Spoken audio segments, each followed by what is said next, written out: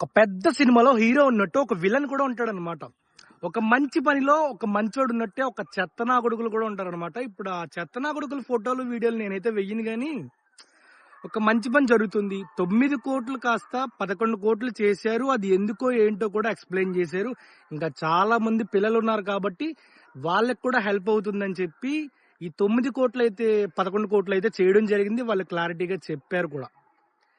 దీన్ని వీళ్ళందరూ ఏం చేస్తున్నారంటే ఒక స్క్రాప్ అంతా కలిసి ఒక దగ్గర మీటింగ్ పెట్టుకుని నవీన్ రామ్ సింగ్ ని అయితే పాయింట్ ఆఫ్ వ్యూ చేశారనమాట వీళ్ళందరూ కూడా. అండ్ నవీన్ రామ్ సింగ్ ని ప్లస్ మన ర్యాపిడో వ్లాగర్ మనోడు పేరు మర్చిపోయాను సరే. వీళ్ళిద్దరిని అయితే పాయింట్ ఆఫ్ వ్యూ అయితే చేయడం జరిగింది. అసలు ఈ నా కొడుకులందరూ ఏమనుకున్నారో కూడా నాకు అర్థం కావట్లా. ఒక మంచి పనిలో ఒక మంచోడు ఉన్నట్టు ఒక చెడ్డోడు కూడా ఉంటాడు. అది నిజమే అని ప్రూవ్ చేశారు వీళ్ళైతే. మీకు ఫాలోవర్స్ కావాలంటే చెప్పండి, నార్మల్ గా వీడియోస్ చేయండి. చాలా మంది నార్మల్ పర్సన్స్ ఉంటారు, మిమ్మల్ని ఫాలో అవుతారు.